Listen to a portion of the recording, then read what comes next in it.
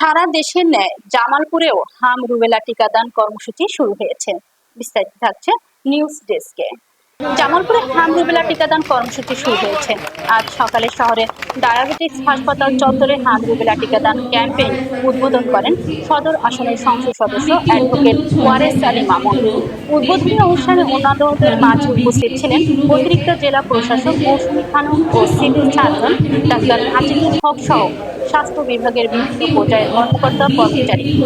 জামালপুরের civil surgeon doctor Azizul হক জানান, জেলার 2000-এর বেশি কেন্দ্রে 6 মাস থেকে 5 বছর বয়সী 2,66,890 জন শিশুকে হাম রুবেলা টিকা দেওয়া হবে।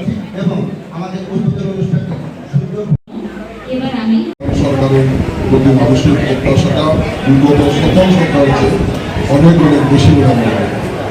কারণ গত 17 বছরে মানুষ অনেক বঞ্চনার শিকার হয়েছে, অনেক ভাবে নির্যাতিত হয়েছে, যে কারণে 17 বছরে এই নির্যাতনের থেকে মুক্তি পাওয়ার পরে এই সরকার প্রতি মানুষের প্রত্যাশাটা অনেক বেশি।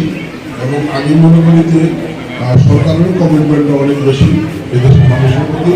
আমরা সেটা বাস্তবায়ন করতে চাই আমাদের সর্বোচ্চ সামর্থ্য দিয়ে, এবং জনগণের সেই আকাঙ্ক্ষা পূরণ করার ক্ষেত্রে অন্যতম গুরুত্বপূর্ণ অংশ হচ্ছে এই স্বাস্থ্যসেবা।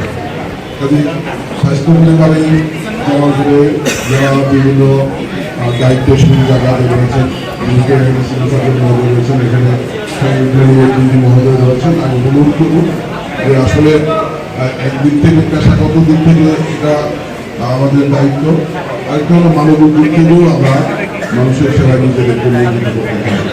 যে আমি অনুরোধ করবো যে এই জায়গাটাতে আমরা যাতে কোনো কারো পর্যন্ত না করি, আমাদের সর্বোচ্চটা দিয়ে যাতে আমরা এটা বাস্তবায়ন করি, মানুষের পাশে দাঁড়াই, জনগণের পাশে দাঁড়াই, যাও কোনো শিক্ষাও লাগে, আমরা সকলে একসাথে কাজ করতে চাই।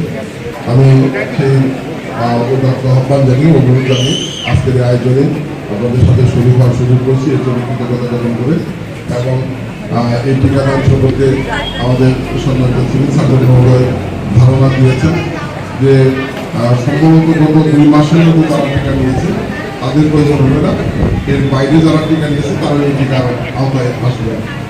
তো এই টাকা আমরা যাতে সচেতনভাবে আমরা যারা বাবা মা আছে আমাদের সরকারের এই টিকা কার্যক্রমের আওতায় আনি, যে আপনাদের সকলের সর্বাত্ম সহযোগিতা কামনা করে আমি আমার বক্তব্য শেষ করছি। একই সাথে এই টিকাদান কর্মসূচি শুভ ঘোষণা।